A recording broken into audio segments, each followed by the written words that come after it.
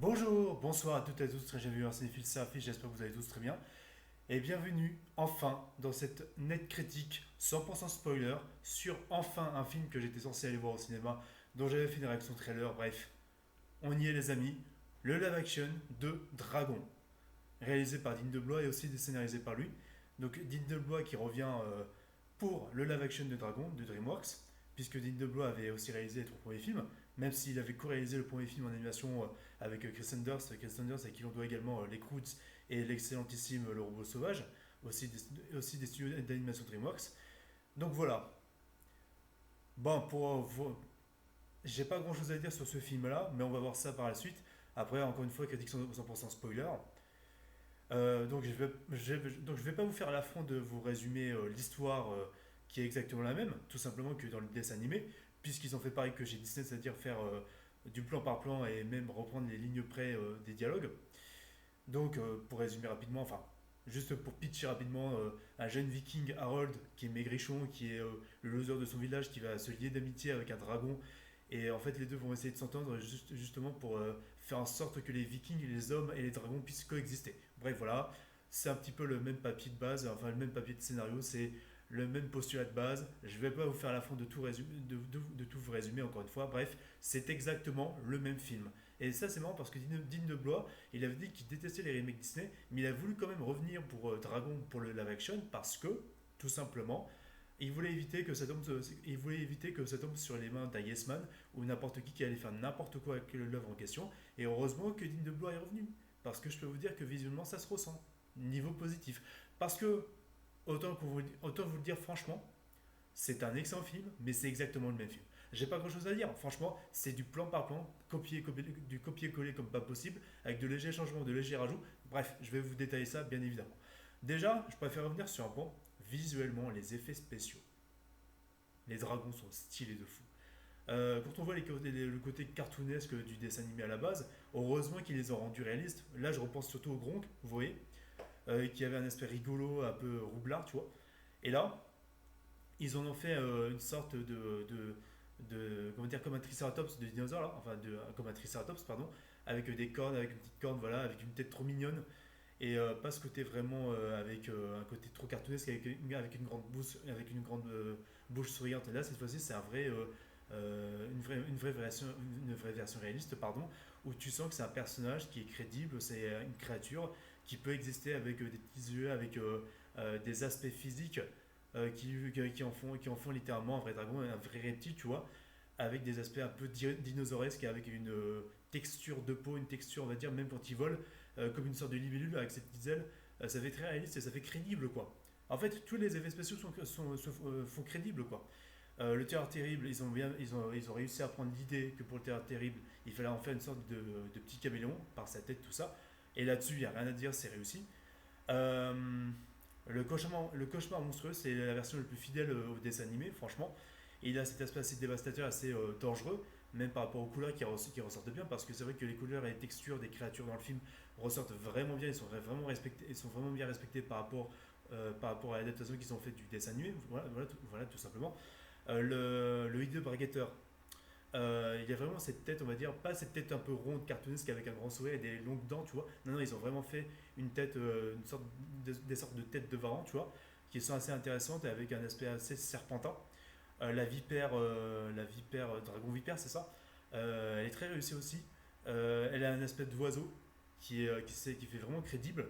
Il n'y a pas ce côté un peu, il y a pas ce côté un peu, comment dire, rondblard, un peu ce côté rond, un peu, comment dire, un peu ce côté ovale, on va dire, dans les formes. Et ça m'a plu par rapport au live action, c'est qu'ils ont respecté le fait que ça devait être crédible avec des carrures, avec des aspects, on va dire, animaliers qui fassent crédible, quoi. Ils n'ont pas repris le design près de l'animation. Hormis Croque-Mou, bon, Croque-Mou, on va dire que c'est normal parce que, bon, en même temps, Croque-Mou, pour respecter l'aspect du dessin animé à la base, c'était le plus simple à respecter en live action en reprenant le même modèle de base, si tu veux. Et il y a vraiment cet aspect de chat, cet aspect vraiment félin, cet aspect très animalier qu'on retrouve dans tous les plans qui ont été repris dans le film. Par exemple, je pense au moment où par exemple, je sais pas moi, le moment où il se positionne en bas dans l'espèce de clairière dans laquelle il est prisonnier, tu vois. Quand il se positionne comme un félin en voyant de là-haut, tu vois, Harold qui laisse tomber son crayon, encore une fois, ce qui rappelle pas forcément le dessin animé. Il y a aussi, j'avais peur, c'est un truc par rapport au dragon, j'avais très très peur, honnêtement, que ça fasse trop cartoonesque, que ça fasse des blagues cartoonesques et des blagues, comment dire, des blagues, on va dire, aspect cartoon, aspect animation, qui colleraient pas en live action. Par exemple, je repense à une scène avant de revenir sur Croque-Mou. Si, je vais quand même venir sur un truc pour rester sur Croque-Mou. Ce qui est intéressant avec Croque-Mou, c'est que au moment où tu as Harold qui lui met l'espèce de voile de secours pour comment dire son autre voile de queue, justement, comment dire comme une sorte comment dire de béquille, enfin voilà pour ceux qui ont vu les films en question, pour justement que Croque-Mou puisse se revoler. Et en fait, à un moment, il le remarque. Et en fait, il y a ses yeux qui s'écarquillent d'étonnement. Il étend ses ailes, tu vois, dans le film en live action, et il commence à voler directement. Alors que tu vois, dans le dessin animé, il était en mode qu'est-ce qui se passe derrière moi, il se questionnait, tu vois. Et là, il est bouche bée, voilà, il est sans voix, même sa mâchoire inférieure tombe, comment dire, d'étonnement. Alors que dans le live action, c'est genre, il ressent le truc, il est un peu étonné, mais voilà, ça fait pas trop cartoonesque, ça fait pas trop exagéré dans les expressions. Notamment aussi, ce qui m'a beaucoup plu, c'est que dans le live action, ils ont pas juste repris bêtement les mêmes scènes, tout ça. Ils ont retiré la scène où tu as Harold qui est près de la plage avec Croque-Mou, avec les terreurs terribles qui débarquent, les embêtent un peu. Là, le fameux gag où tu as justement Croque-Mou qui balance une pichenette de feu dans la bouche du terreur terrible pour le faire dégommer, tu vois. Et Croque-Mou qui se marre en se foutant de sa gueule avec enfin, avec un rire cartoonesque, tu vois, ce qui n'était pas du tout dans le live action. Et ça m'a beaucoup plu qu'ils aient retiré la scène du terreur terrible qui était trop cartoonesque, qui était trop exagérée. Ou en plus, il y avait un dialogue en question dans la scène en question qui a été retirée, qui était dans le dessin animé, où genre t'as Harold qui dit tout ce qu'on a dit sur vous c'est faux, voilà. Bon, je pense qu'en même temps, quand on voit le live action, on comprend bien que par rapport à tout ce qu'on a pu dire sur les dragons, tout ça dans le film en question, bah, c'est faux, c'est des animaux, enfin c'est des êtres vivants, voilà, qui ont des émotions, qui ont voilà des fonctionnements humains, quoi. Enfin des fonctionnements, on va dire, de bonté, des créatures, on va dire, à respecter tout autant que les êtres humains, quoi. Enfin voilà, tout simplement. Mais c'est pour moi en fait, j'ai envie de vous dire, Dragon, c'est une fable écologique. C'est une fable écologique avec le respect de la nature, la cohésion et la paix entre deux espèces, enfin entre deux formes de vie sur Terre, c'est-à-dire l'être humain, l'homme, et l'animal, c'est-à-dire les dragons, dans ces films-là, justement. Et Dean DeBois a très bien compris ça, il a très bien retranscrit ça par rapport au live action, et ça a été respecté, puisque de toute façon, c'est encore les mêmes plans, certes, mais justement, je voudrais revenir sur un gag dans la scène d'introduction où tu as les dragons qui attaquent le village, tout ça, qui est enfin, dans le live action aussi, justement qui est dans le live action.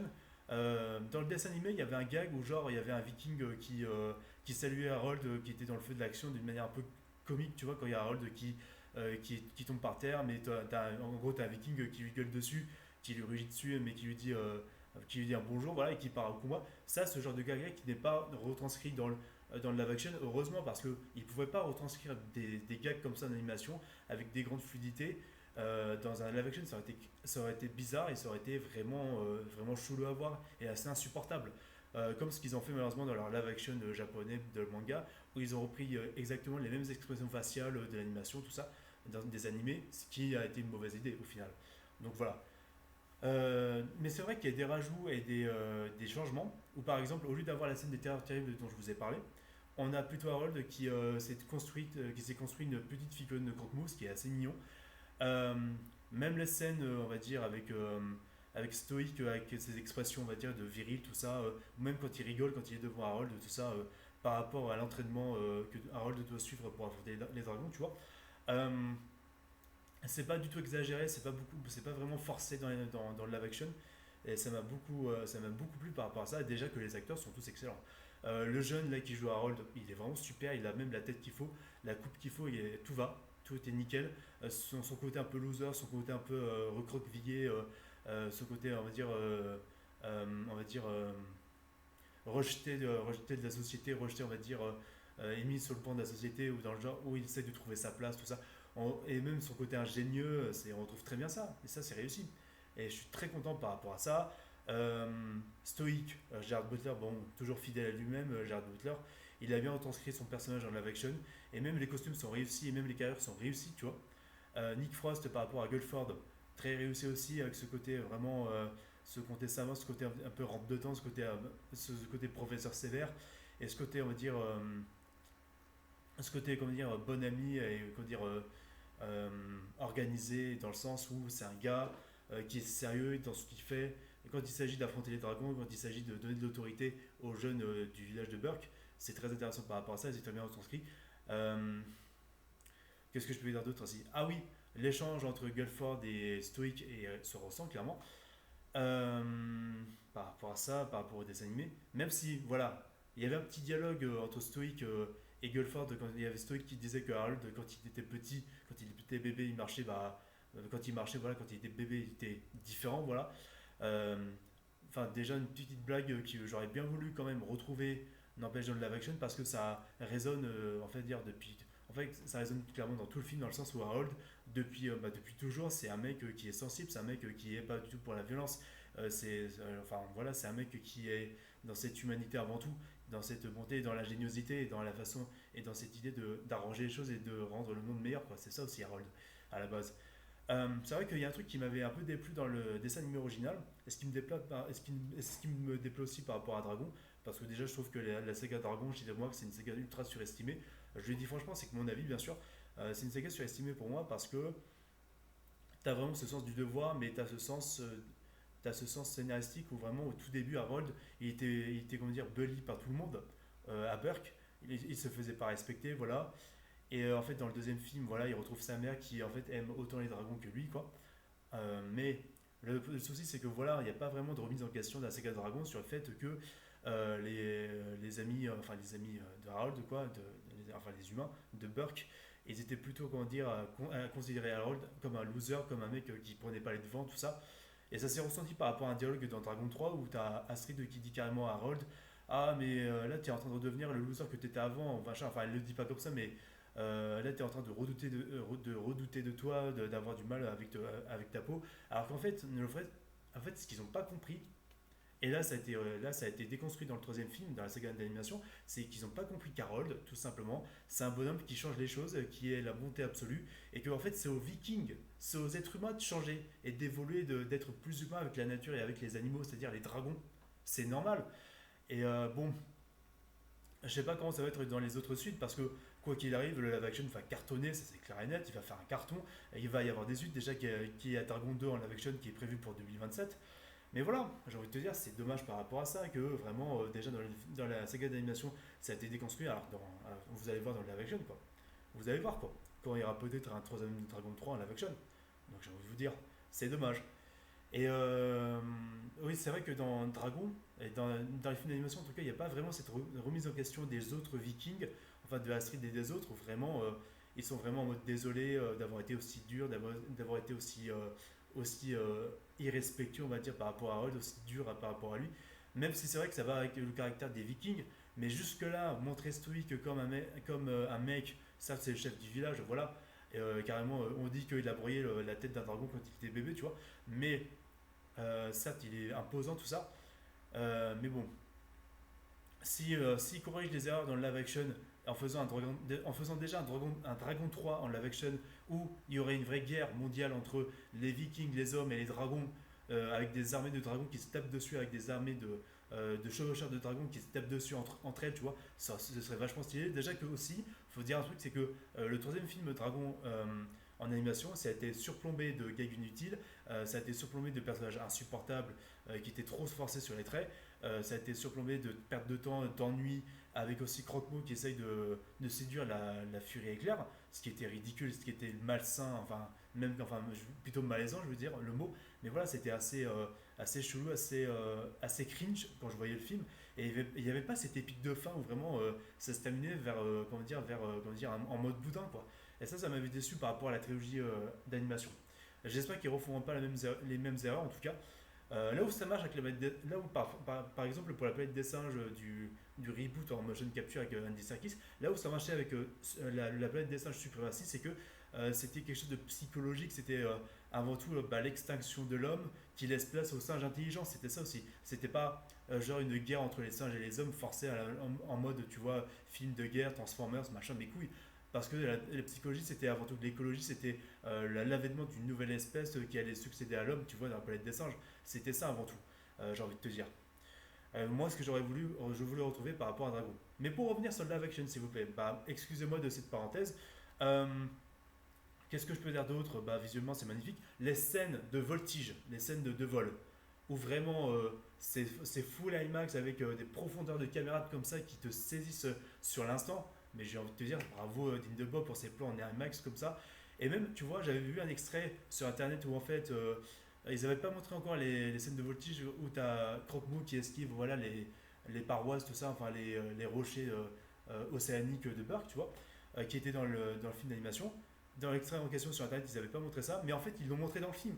C'est pour ça que voilà, ils ont montré la scène complète cette fois-ci quand t'as Croque-Mou qui descend en voltige comme ça, on va dire, dans les trous, dans les crevasses, machin, et qu'en fait, il déploie ses ailes, et que t'as Harold qui conduit, voilà, pas non, pour esquiver, on va dire, les obstacles, tout ça. C'est vachement réussi, et c'est vachement impressionnant, et là, je dis bravo, vraiment. Là, je dis bravo. Et après, ce qui m'intéresse dans le live action, dans le dessin, dans le live action, pardon, c'est qu'au moins, quand t'as Stoic qui revient vers Harold avant que Harold affronte euh, le dragon géant avec Croque-Mou, t'as quand même Stoic qui lui dit: je suis désolé, j'ai jamais été aussi fier d'avoir un fils comme toi. Et ça, c'était sympa. Le fait qu'il dise désolé, enfin, c'est ce que j'attendais dans le dessin animé à la base, ce qui n'était pas retranscrit par rapport aux suites en animation. Franchement, c'est aussi par rapport à ça. Et là, je dis bien joué pour cette précision, pour rendre plus humain Stoic. Là, vraiment, bien joué les gars. Merci Digne de Blois pour ce changement. Genre, vraiment, merci. Alors, Nicole Parker, c'est une très bonne Astrid. Elle a le caractère, elle a ce rentre dedans, voilà. Par rapport au côté badass, par rapport à ce côté caractériel et très minutieuse, on va dire, sur le sérieux de comment doit réagir un guerrier viking face à un ennemi puissant comme les dragons, tu vois. C'était très réussi par rapport à ça. L'actrice est très bien. Après, on va me dire: ah, mais toi, tu parlais de wokisme, machin. Bon, en effet, c'est vrai que l'excuse, encore une fois, c'est le wokisme quand on voulait à la base mettre Nicole Parker dans le rôle de Astrid. Certes, mais Dean DeBois a expliqué que malgré tout, même s'il y a ce côté wokisme, que Dean DeBois il a expliqué tout simplement que, et puis de toute façon on le voit dans le film et c'est précisé par Stoic qui cite ses plus grands guerriers lors de la conférence entre eux, tu vois, pour aller essayer d'attaquer l'île, tout simplement. Euh, enfin, on va dire pour pas qu'ils se perdent voilà, dans les brouillards. T'as ce moment où t'as Stoic qui va aller énumérer tous ses plus grands guerriers. Il y a des personnes asiatiques, il y a des personnes métissées, voilà, des noirs, tout ça. Et il va dire: vous faites partie de telle région, vous faites partie des plus grands territoires que les Vikings ont parcouru, voilà.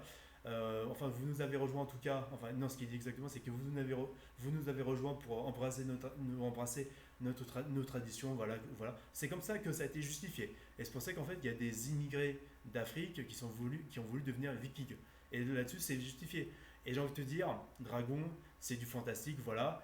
Après, certes, il y a une réalité historique à respecter par rapport à la niveau, par rapport au côté culture. Ça c'est vrai, ça je le cache pas. Mais n'empêche, certes, il y a une justification, même si derrière tu as le wokisme. Mais en même temps, j'ai envie de te dire, Nicole Parker, elle est excellente en Astrid. Il n'y a rien à redire en plus pour te dire, elle est brune. Parce qu'à la base, les animateurs dans le film d'animation, ils voulaient faire de Astrid une brune, alors qu'elle est devenue blonde au final, alors que dans le live action, elle est brune. Même si elle est métisse, mais tu m'as compris quoi. Les autres acteurs, bah, leur caractérisation par rapport à Rustic, le morveux, par rapport aux jumeaux, par rapport Varek, c'est ça. Leur caractérisation est respectée, il n'y a rien à redire là-dessus. Bon, forcément, il y a des changements. Bon, forcément, enfin, la jumelle en question des jumeaux, tu vois, elle n'est pas en crush par rapport à Harold parce que voilà, il y a pas du tout cette idée par rapport à ça et même par rapport aux aspects des personnages, sans critiquer le physique, tu vois, ça collerait pas. Et ils sont pas allés forcer par rapport au wokisme, mais déjà que la vraie romance c'était entre Astrid et Harold quoi. Et là je suis pas en train de critiquer le physique de qui que ce soit, c'est juste que voilà ils ont pas du tout exagéré on va dire sur des messages ou juste fait forcément un copier-coller pour rien. Donc voilà c'est réussi par rapport à ça. L'épique de fin avec le dragon géant qui défonce tout, tu ressens la catastrophe, tu ressens la dévastation de ce monstre géant, mais vraiment côté kaiju les plans on va dire à distance, même les plans on va dire où tu es de terre, où tu le vois de haut, tu vois. C'est assez impressionnant, c'est assez épique. Il y a une scène où tu as où tu as le dragon géant qui essaie de manger Tempête, la dragonne de Astrid, et t'as Astrid en fait qui saute sur le dragon géant et qui lui pète les dents. Je sais pas si c'était dans le film d'animation, si en espérant que je dise pas de conneries. Je pense que c'était pas dans le film d'animation, que c'était peut-être un rajout. Après, il y a beaucoup de scènes qui ont été comment dire, reprises du film d'animation, plan par plan, littéralement, sauf la scène des Terreurs Terribles dont je vous ai parlé, mais il y a la scène où tu as Croque-Mou qui se roule dans les feuilles, tout ça, oui, avec les fleurs, tout ça, bref, voilà. Il y a beaucoup de scènes qui sont reprises, ça c'est clair et net. L'épique, visuellement, c'est très bien foutu. Parfois, je ressens un petit peu des fonds verts, mais après, c'est vrai que, j'ai envie de te dire, bah, c'est ILM, moi, j'ai envie de te dire. Et Industry Light and Magic sont plutôt doués dans les effets spéciaux, ça c'est clair et net, on va pas le nier, même si parfois, quand ça va rapidement, tu as vraiment cette sensation de flou, parfois tu as peut-être des fonds verts, j'en sais rien. Même si tu as beaucoup de décors naturels, littéralement, qui sont assez bien foutus par rapport à ça, et qui rendent crédible le truc, même si tu vois l'île en question de Burke, même si ça doit être sûrement une véritable île en question, bon, j'ai envie de te dire, niveau design, c'est pas aussi beau que dans le film d'animation qui avait de l'espace, qui avait comment dire, à la fois des montagnes, mais à la fois de la diversité dans l'environnement, avec à la fois des crevasses, avec des prairies, mais là c'est genre une grosse montagne, tu vois, comme ce qu'on peut voir par exemple avec l'île d'Acto dans Star Wars 8 avec Luke Skywalker. Et ça m'avait dérangé par rapport à ça. Même s'il y a cette idée de reprendre une véritable île, bah, au moins ils auraient pu peut-être faire une combinaison entre animation et CGI et, euh, et aussi vrai décor, quoi. Là où, si tu veux, comme ce que tu vois avec le live action de Peter Pan de chez Disney, bah, ils ont pris que un décor en Irlande, machin, une île qui a rien de magique. Même, on dit que on dit que c'est le pays imaginaire, mais au niveau de design, c'était pauvre, c'était nul à chier. Quand j'avais vu les images, bon, bien sûr, c'était largement pire que Dragon, mais voilà quoi. C'est un parti pris du live action de Dragon qui m'a pas trop plu jusque-là niveau décor, même si il y avait même si quand même les décors de la forêt, même s'ils ont repris le décor de base où Croque-Mousse s'est écrasé, il n'y a pas de souci là-dessus. Là-dessus, ça va. Après, il y a cette histoire où tu as Croque-Mou qui crache qui crache du feu rose. Comme Godzilla pourrait cracher, on va dire, des rayons roses, comme il est tout rose maintenant, Godzilla, dans le Monsterverse. Ça me dérange un peu parce que s'ils ont vraiment repris ça du Monsterverse pour faire tendance, ça me dérange. Mais après, il y a un moment donné où quand tu as Croque-Mou qui défonce les ailes du dragon géant, enfin de la reine de la ruche, il balance, on va dire, des flammes, tout ça, très furtifs, mais en éclairs, tu vois, comme des éclairs, on va dire, un peu foncés, et très blanches, tu vois, et très vifs. Et très légèrement bleutés, j'ai remarqué. Donc il n'y a pas complètement cet aspect où vraiment Croque-Mou, il a un feu, comment dire, un feu rose, mais il n'a pas non plus un feu bleu, quoi. Mais en même temps, j'ai envie de te dire, puisque c'est l'alpha et puisque c'est un mâle Croque-Mou, bah il devrait tout simplement avoir le feu, cracher du feu qui est bleu, quoi. Et pas juste les producteurs qui demandent à Disney de Blois de plagier, on va dire, Godzilla Rose pour faire concurrence à Monsterverse. Non, ça sert à rien. S'il vous plaît, les mecs. Bon, Godzilla c'était quelque chose parce que Godzilla dans le Monsterverse, c'était le style japonais, c'était le style Dragon Ball. Bref, je vous en avais déjà assez parlé dans ma vidéo en question que je vous mettrai comme dans mes vidéos en question que je vous mettrai en description sur le Monsterverse. Ma dernière vidéo en tout cas que j'ai faite sur le Monsterverse. Mais bon, tout ça pour vous dire que le film est très bien, il n'y a pas de souci là-dessus. Il y a une scène que j'ai beaucoup aimée, c'est la scène de fin, où en fait tu as tous les dragons qui sont à Burke maintenant, où justement les habitants ils ont appris à les domestiquer, à vivre avec eux. Et tu as même ces prémices de Dragon 2 où tu vois déjà un peu le fonctionnement culturel de la paix entre les vikings et les dragons. Genre, tu as les enfants qui enseignent à l'école les fonctionnements des dragons, de comment on pourrait les piloter. T'as même carrément des vikings qui nourrissent des hideux-bargateurs. Et t'as aussi plein de dragons qui volent dans le ciel avec voilà, presque des embouteillages de vikings avec leurs dragons qui sont dans le ciel. C'est très réussi par rapport à ça. Franchement, bien joué. Il n'y a pas de souci là-dessus. Donc vraiment, il y a même l'arène de combat des dragons, c'est très réussi par rapport à ça parce que l'arène de combat des dragons, en plus, c'est clairement en fait, tu vois les deux jumeaux oui, voilà, c'est ça leur nom, c'est Crâne Dur et Cône Dur qui sont en train de décorer avec des marques leur idée bargateur pour justement aller voler dans le ciel et pour justement supposer et teaser la scène d'introduction de Dragon 2 où tu as justement les scènes de course de dragon, quoi. Et ça, c'est très bien réussi par rapport à ça. Cette évolution de la culture qui est déjà montrée de mise avant, pour servir de teasing au deuxième film, justement. Donc c'est très réussi par rapport à ça. Et franchement, il n'y avait pas cet aspect dans le dessin animé où tu as cette présence nombreuse de dragons et d'habitants qui volent dans le ciel, qui vivent avec les dragons, là où c'est plus justifié, là où c'est mieux montré dans le deuxième film et largement plus dans le troisième film en animation.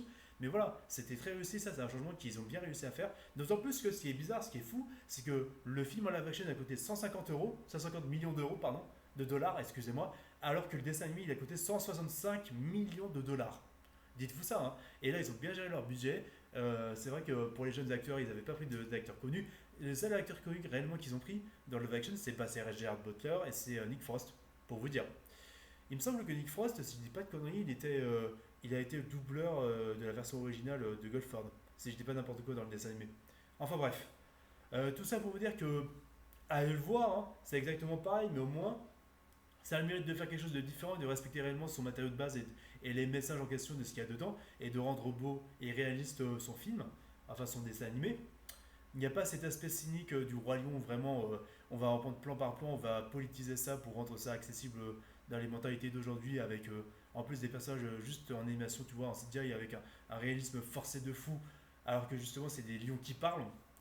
Il n'y a pas ce côté cynique par rapport à ça de la part de Disney. Vraiment, DreamWorks, ils ont bien réussi leur coup. Après, mon souci, la question que je me pose, c'est que si le live action Dragon va fonctionner, ça veut dire quoi? Que ça va faire ça avec Shrek, que ça va faire ça avec Madagascar, que ça va faire ça avec Kung Fu Panda, tous les autres là? Non, parce que je vous le dis franchement, unpopular opinion, mais Madagascar, c'est parmi mes films préférés de DreamWorks, hein. Enfin, surtout le deuxième film, hein. Enfin, le premier était génial, le deuxième était incroyable. Mais après, enfin, le premier était incroyable, le deuxième était encore meilleur, et le troisième pue la merde. Pour moi, Madagascar, ça s'arrête juste à deux films, c'est tout. Bref, s'ils font ça avec Alex, qui fait le con, déjà que l'aspect cartoonesque d'Alex, justement, était fait exprès pour accentuer ses traits de caractère, ce personnage-là. Comment on va faire? Et Shrek, déjà Shrek, j'ai besoin d'en dire plus, et Kung Fu Panda, mais vous imaginez Kung Fu Panda, s'il y a même pas, mais en plus il n'y a même pas de motion capture pour Kung Fu Panda, si c'est comme le Roi Lion, mais t'imagines le truc. Enfin, peut-être pas autant que le Roi Lion de manière ultra réaliste, mais quand même, c'est chaud, mais vous imaginez pas le délire. Enfin, les jeunes qui me regardent, la nouvelle génération, dites-vous juste que là, votre personnage cartoonesque machin, les Looney Tunes, vous rendez ça en live action, au secours, mais ça fait, ça fait le parcours de la vallée de la vallée des Rangeants, tu vois. Enfin, la vision de la vallée dérangeante, si je dis bien le bon terme, quoi. Mais c'est chaud quand même, franchement, c'est chaud. Chaud, chaud, chaud. Enfin, bon, je vais essayer de finir la critique dans 30 à 30 minutes. Donc voilà, allez voir le film. Allez, enfin, voilà. Si vous êtes resté jusqu'au bout, c'est que vous avez vu forcément le film. Mais voilà, il n'y a pas grand chose à spoiler puisque c'est exactement le même film. Puis de toute façon, je vous l'aurais mis en miniature et dans le titre de la vidéo. Donc, allez-y les gars, allez-y, il y a des changements, il y a de légers changements. Dans l'aspect des costumes, c'est très réaliste par rapport au côté viking. Ça, c'est très réussi par rapport à ça. Même l'ancienne qui voilà, évalue les guerriers vikings, tout ça, contre les dragons, elle a vraiment cet aspect vraiment crédible et historiquement parlant en termes de costumes. Donc c'est réussi par rapport à ça. Voilà, c'est tout ce que j'aurais à vous dire. C'est vrai que le film, voilà, il est moins accéléré parce que voilà, il prend plus son temps avec des dialogues rajoutés, avec un peu plus de développement de personnages. Il y a vraiment cet aspect où Astrid va être un peu plus développée avec Harold, où leur relation c'est un peu houleuse au début. Mais ce qui m'a intéressé, c'est que une dernière chose aussi avant de finir la critique, c'est qu'à la toute fin du film, bah, quand t'as Harold qui se réveille, t'as pas tous les gens du village qui viennent vers lui machin, pour le faire chier. T'as juste Stoic, Guilford et Astrid, les trois personnes qui comptent le plus dans sa life, tout simplement. Excusez-moi du téléphone, les trois personnes, je disais, qui comptent le plus dans sa life. Et comme ça, il est tranquille pour embrasser Astrid, il n'y a pas de souci là-dessus. Ils sont tranquilles juste tous les quatre, comme en famille, tout simplement. Donc voilà, c'est tout en fait. C'est un peu mal formulé, mais je pense que vous avez compris là où je voulais en venir. Bref, voilà ce que je voulais dire par rapport à Dragon en live action. Allez le voir avec vos enfants. Allez le voir avec vos enfants, ils passeront un excellent moment. Ils rigoleront un peu devant les gags qui sont repris dans le live action. Même si quand même le film d'animation était nettement meilleur en termes, on va dire, peut-être humoristique et en termes de rythme. Euh, Est-ce que je dirais qu'il était plus beau? visuellement le film d'animation. Bah, pour moi, le live action est crédible et réaliste, et pour moi, je peux pas comparer le côté réaliste à un film d'animation. Vraiment, le film d'animation, si tu veux, euh, bah, c'est un aspect totalement différent, quoi. Et comme j'ai envie de te dire que c'est la même chose et que c'est autant génial dans la façon de confectionner, on va dire, l'aspect, on va dire, l'aspect physique de cet univers-là, là-dessus, j'ai rien à dire, j'ai rien à dire de négatif par rapport à ça. Donc voilà ce que je pouvais dire par rapport à Dragon, allez le voir, hein, allez le voir avec vos enfants, vous avez passé un super bon moment, un super bon moment, donc voilà. Merci à tous de m'avoir regardé, c'était Rafi, on se dit à la prochaine, salut à tous.